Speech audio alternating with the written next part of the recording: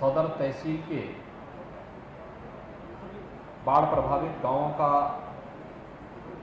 सर्वेक्षण किया है। वहां पर जो क्षति हुई है, जो नुकसान हुआ है, उसका भी मैंने अवलोकन किया है। जनपद महाराजगंज में बाढ़ राहत कार्य युद्ध स्तर पर चल रहा है और इसमें भारत सरकार के वित्त राज्य मंत्री और यहाँ के लोकप्रिय सांसद श्री पंकज चौधरी जी, यहाँ फरिंदा से विधायक श्री बजरंग बहादुर सिंह जी, विधायक पनेरा से ज्ञानेंद्र सिंह जी, विधायक सिसवा श्री प्रेम सागर पटेल जी, विधायक सदर श्री जयमंगल कनौजिया जी जैसे सभी जनप्रतिनिधिगण बाढ़ और राहत कार्यों में प्रशासन का मार्गदर्शन करते हुए युद्ध स्तर पर इस कार्यक्रम को आगे बढ़ा रहे हैं। बाढ़ बचाव और राहत कार्यों की समीक्षा करने के लिए ही आज मैं जनपद महाराजगंज में आया हूं। सभी बाढ़ पीड़ितों के प्रति मेरी पूरी संवेदना है। हर बाढ़ पीड़ित को पर्याप्त मात्रा में राहत सामग्री प्राप्त हो, ये हम सबकी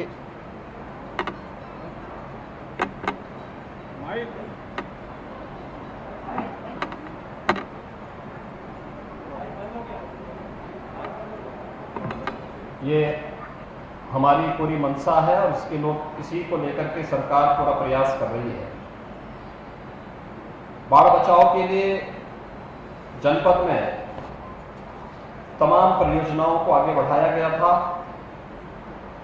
जिन परियोजनाओं में 23 परियोजनाएं यहाँ जनपद के लिए हम लोगों ने स्वीकृत की थी, जिनमें से 9 परियोजनाएं अब तक पूर्ण हो चुकी हैं, जिनसे बाढ़ राहत का कार्य युद्ध स्तर पर यहाँ पर उससे बचाव में काफ़ी मदद मिली। बाकी शेष परियोजनाओं का कार्य भी युद्ध स्तर पर चल रहा है, उसमें काफ़ी प्रगति है। पहले से ही जिला प्रशासन को पर्याप्त मात्रा में संसाधन और धनराशि उपलब्ध करा दी गई है। हर संभावित संवेदनशील गांवों में नावों की व्यवस्था करने, बाढ़ के समय में एनडीआरएफ, एसडीआरएफ और पीएसी की फ्लड यूनिट को सक्रिय करते हुए हर पीड़ित परिवार को समय से राहत प्रदान करने और बचाव के लिए इन सभी संस्थाओं को भी लगाया गया है। बाढ़ राहत सामग्री भी पर्याप्त मात्रा में हर एक जनपद में उपलब्ध है। हर पीड़ित परिवार को 10 किलो चावल, 10 किलो आटा, 10 किलो आलू, लाई चना, 2 किलो दाल, रिफाइंड तेल, नमक, मिर्च मसाला,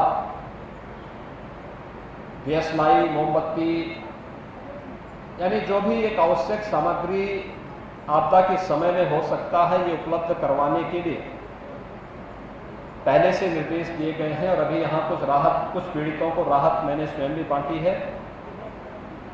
प्रशासन से कहा गया कि प्रयास करें कि अगले 3 दिनों के अंदर जनपद के अंदर हर ग्राम पंचायत के लिए नोडल अधिकारियों की तैनाती करते हुए हर एक पीड़ित परिवार तक राहत सामग्री पर्याप्त मात्रा में वितरित हो जाए, क्योंकि राहत सामग्री हर पीड़ित परिवार के लिए एक मलहम का काम करेगा। ये व्यवस्था सुनिश्चित कर हर हाल में करें। इसके लिए जनप्रतिनिधियों का मार्गदर्शन लेते हुए, उनका सहयोग लेते हुए ग्राम पंचायत स्तर पर नोडल अधिकारियों की तैनाती करते हुए युद्ध स्तर पर इस कार्यक्रम को आगे बढ़ाएं। बाढ़ की संभावना अभी 15 सितंबर तक बनी रहेगी। हम उसके प्रति सतर्कता बरतें, बचाव के भरपूर उपाय करें। इसके साथ ही स्वास्थ्य विभाग को भी अलर्ट किया गया है कि स्वास्थ्य विभाग समय से इस बात की व्यवस्था करें कि बाढ़ और जल जमाव के कारण डायरिया, हैजा जैसी बीमारियां हो सकती हैं, इसलिए क्लोरीन की टैबलेट और ORS के पैकेट हर पीड़ित परिवार को, प्रभावित परिवार को उपलब्ध करवा दिया जाए। ये भी व्यवस्था की जा रही है कि इस सीजन में जल जमाव और बाढ़ के कारण भारी पैमाने पर ये देखने को मिलता है कि सांप, बिच्छू, जंगली जानवर, आवारा कुत्तों के काटने की भी शिकायतें आती हैं। एंटी स्नेक वेनम और एंटी रेबीज वैक्सीन भी हर जनपद को उपलब्ध कराए गए हैं। किसी भी पीड़ित परिवार को इधर उधर न जाना पड़े। दुर्भाग्य से अगर किसी पीड़ित परिवार की मृत्यु हो जाए बाढ़ के कारण, उसको तत्काल वहां पर राहत, उस परिवार को राहत देने के लिए 4 लाख रुपए की सहायता उस परिवार को उपलब्ध हो जाए। यह भी व्यवस्था की गई है कि किसी भी ऐसे किसान के लिए अगर वह इस आपदा की चपेट में आता है तो मुख्यमंत्री कृषक दुर्घटना बीमा के अंतर्गत किसान को और बटाईदार को 5 लाख रुपए की बीमा की सुविधा उसको तत्काल उपलब्ध करा करके राशि प्रभावित पीड़ित परिवार को उपलब्ध हो जाए। किसानों के पशुधन को अगर नुकसान होता है, भैंस है, गाय है, घोड़ा है, बकरी है, मुर्गी है, आपदा के कारण अगर उसे नुकसान होता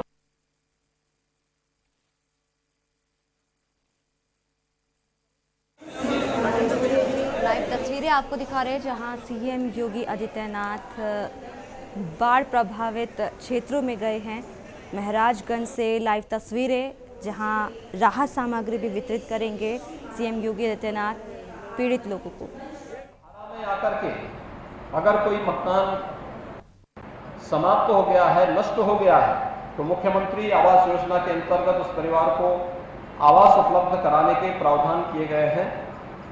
ये भी व्यवस्था की गई है, प्रशासन को स्पष्ट निर्देश दे दिए गए हैं कि बाढ़ और बरसाती जल के कारण भारी पैमाने पर फसल को नुकसान हुआ है, इसका समय से सर्वेक्षण करवा करके सभी किसानों को समय से इसका मुआवजा भी मिल जाए, इसकी व्यवस्था के लिए प्रशासन को स्पष्ट निर्देश दिए गए हैं। भाइयों बहनों, हम सबको सतर्क रहना होगा भी, क्योंकि बरसात का पानी अब धीरे धीरे अभी घट रहा है, बाढ़ का पानी भी घट रहा है, लेकिन इसमें सावधानी इसी में बरतने की आवश्यकता है। सावधानी इस रूप में कि इसके बाद इंसेफ्लाइटिस, मलेरिया, डेंगू, कालाजार, चिकनगुनिया, ये तमाम प्रकार की बीमारियां आने की संभावना रहती है। 5 तारीख यानी कल से एक विशेष अभियान हरेक जनपद में प्रारंभ हो रहा है। इसके लिए सीनियर अधिकारी भी हर जनपद में पहुंच रहे हैं। जनप्रतिनिधियों के निर्देशन में हरेक जगह स्वच्छता का, सैनिटाइजेशन का, छिड़काव का, लोगों को शुद्ध पेयजल या पानी गर्म पी करके लोग सेवन करें, इन सभी को लेकर के एक बृहद अभियान चलेगा।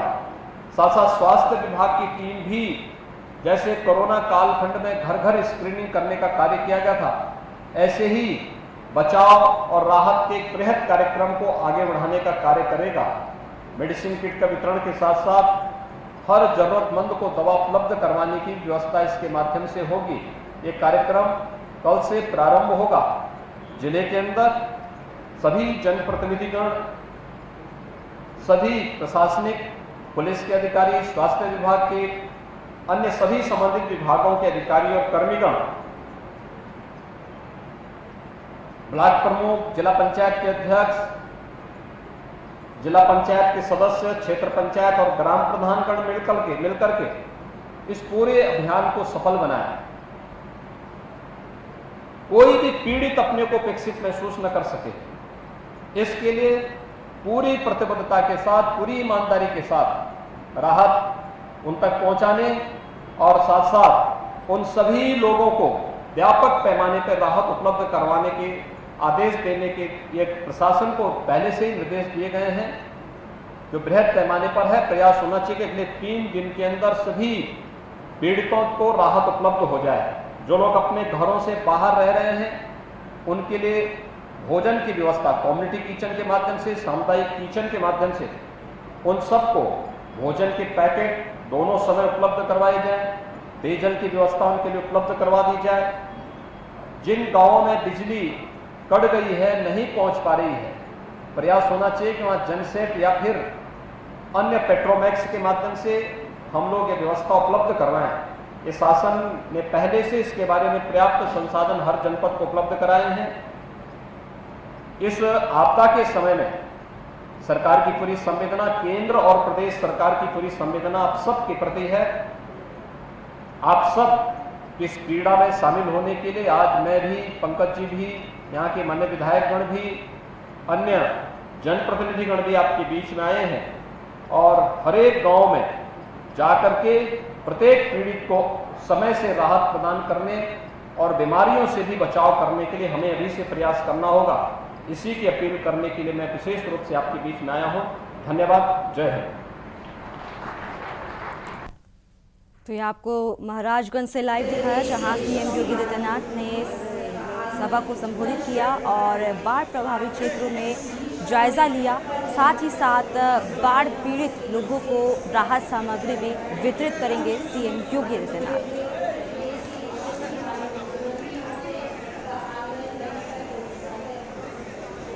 आपको बता दें कि सीएम योगी आदित्यनाथ ने यह भी कहा है कि बाढ़ से फसल खराब हो जाती है, जिसके वजह से वो सरकार इस पर ध्यान देगी। प्रभावित जिलों में